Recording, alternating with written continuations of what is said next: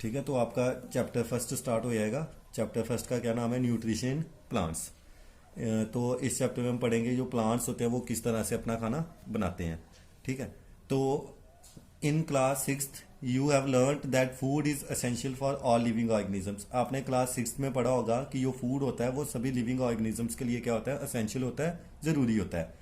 You also learned that carbohydrates, proteins, fats, vitamins and minerals are components of food. आपने six class में यही पढ़ा होगा, जो खाना हम खाते हैं उसमें काफ़ी सारी चीज़ें प्रेजेंट होती है। जैसे कार्बोहाइड्रेट्स प्रेजेंट होते हैं जो हमें क्या प्रोवाइड करते हैं? एनर्जी देते हैं, ताकत देते हैं। जो किस में प्रेजेंट होते हैं? जैसे गेहूं वगैरह हो गया, वीट, राइस में प्रेजेंट होते हैं। उसके बाद प्रोटीन्स किसके लिए चाहिए होते हैं? हमारी बॉडी की ग्रोथ और डेवलपमेंट के लिए चाहिए होते हैं।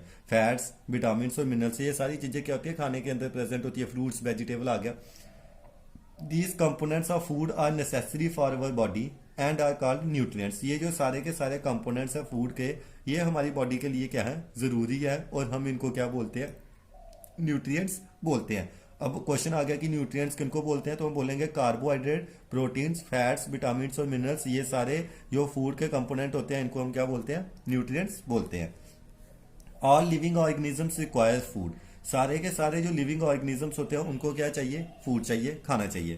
Plants can make their food themselves but animals including humans can not. जो प्लांट्स हैं वो अपना खाना खुद बना सकते हैं, पर एनिमल्स जैसे कि ह्यूमन बींग्स हम आ जाते हैं तो हम अपना खाना खुद नहीं बना सकते हैं। They get it from plants or animals that eat plants. तो हमें खाना कहाँ से मिलता है? जहाँ तो हमें खाना मिलता है प्लांट्स से, जहाँ उन एनिमल से मिलता है जो किनको खाते हैं? प्लांट्स को खाते हैं।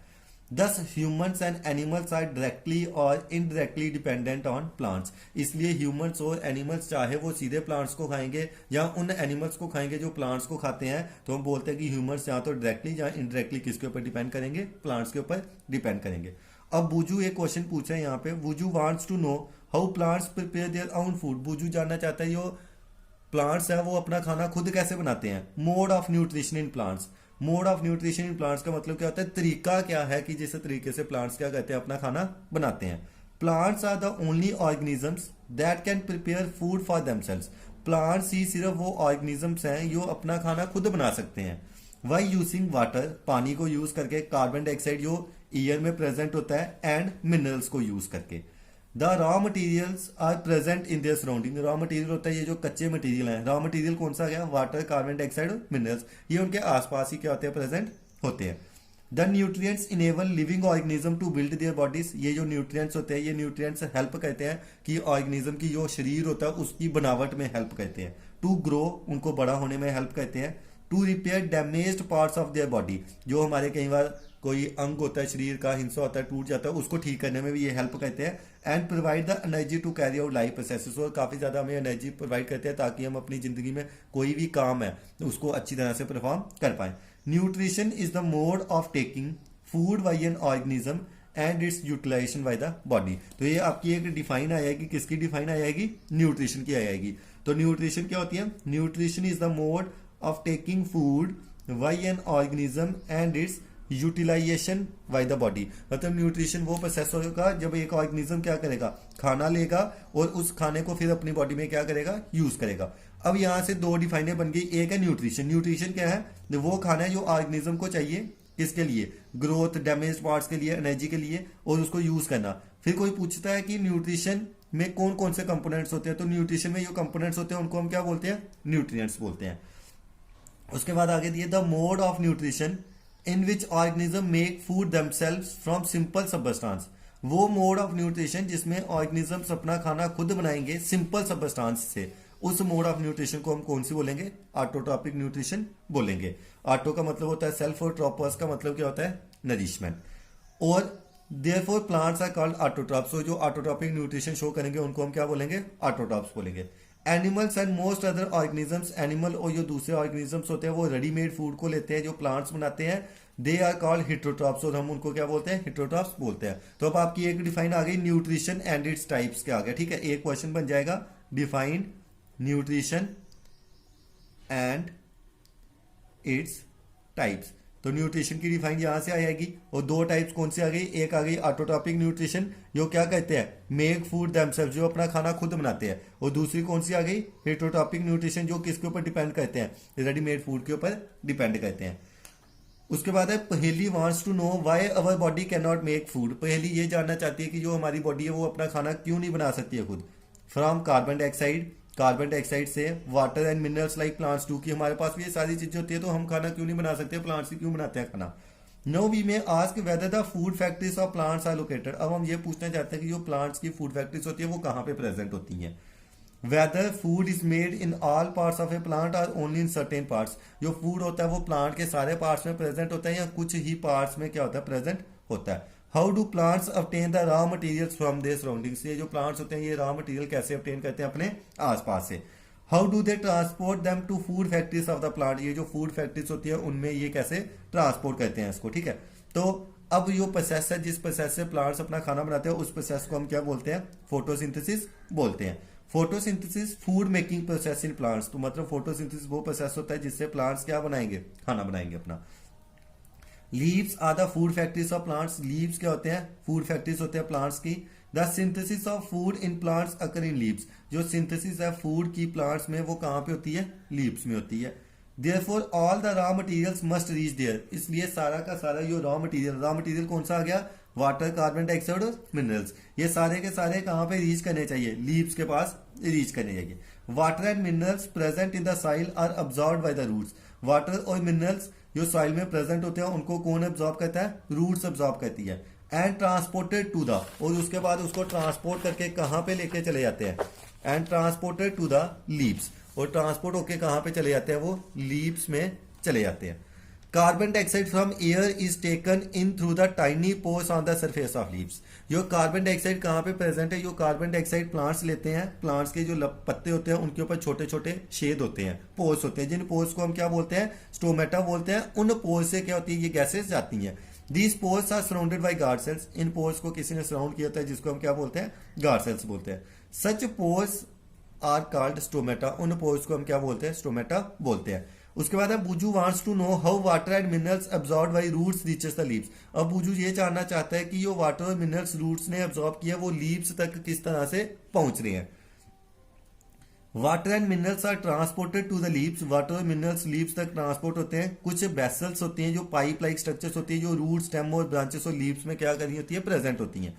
They form a continuous path, तो ये पूरी पाइप की तरह एक रास्ता बना देती है for the nutrients to reach the leaf, ताकि जो सारे के सारे न्यूट्रिएंट्स हैं वो कहाँ पे रीच करके चले हैं, लीफ के ऊपर रीच करके चले हैं। You will learn about transport of materials in plants in chapter 11th, आप इसके बारे में ये जो ट्रांसपोर्ट की कहानी है इसके बारे में पढ़ोगे 11th चैप्टर में जो 7th क्लास में आएगा।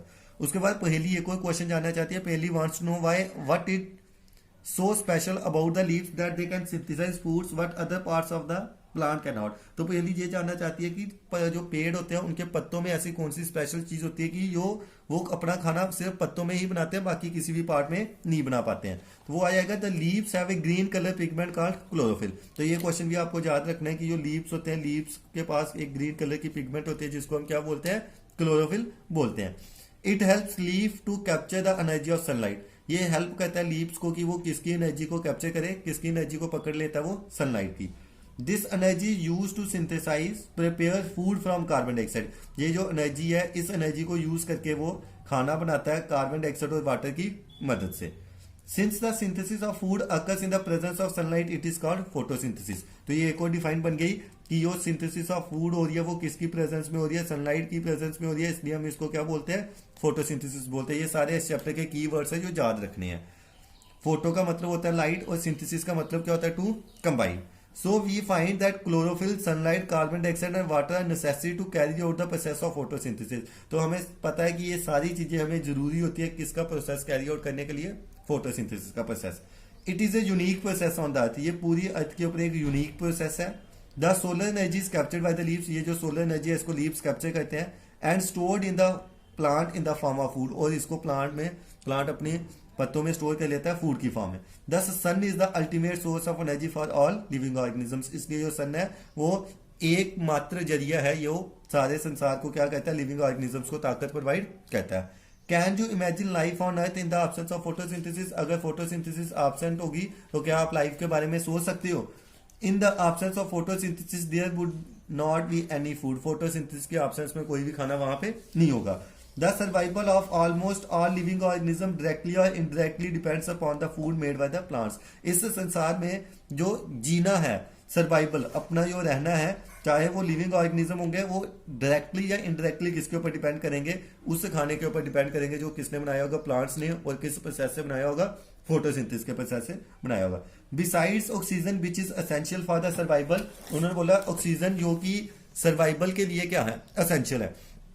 Of all living organism is produced, oxygen जो हमारे जीने के लिए जरूरी है वो भी फोटोसिंथेसिस के प्रोसेस के दौरान ही प्रोड्यूस होता है। इन the absence of photosynthesis life would be impossible on the earth, अगर फोटोसिंथेसिस नहीं होगी तो लाइफ इम्पॉसिबल हो जाएगी धरती के ऊपर। During photosynthesis chlorophyll containing cells of the leaf, photosynthesis के दौरान जिन सेल्स लीव्स में क्लोरोफिल होती है वो क्या कहते हैं? सनलाइट की प्रेजेंस में कार्बन डाइऑक्साइड और वाटर को यूज करके क्या बनाते हैं? कार्बोहाइड्रेट। और इसको एक इक्वेशन से रिप्रेजेंट किया है, कार्बन डाइऑक्साइड प्लस वाटर किसकी प्रेजेंस में? सनलाइट और क्लोरोफिल की प्रेजेंस में क्या बनाएंगे? कार्बोहाइड्रेट प्लस ऑक्सीजन बनाएंगे। ये हमें लीफ दिखाया हुआ है, लीफ के अंदर स्टोमेटा दिखाया हुआ है, ये गार्ड सेल से ये क्लोरोफिल प्रेजेंट होती है। तो ये फोटोसिंथेसिस का प्रोसेस दिखाया, पूरा लाइट एनर्जी आ रही है, कार्बन डाइऑक्साइड और ऑक्सीजन यूज हो रहा है, क्लोरोफिल लीव्स में है, वाटर मिनरल्स यहाँ से एब्जॉर्ब हो रहे हैं। During the process oxygen is release, इस प्रोसेस में ऑक्सीजन रिलीज हो जाती है।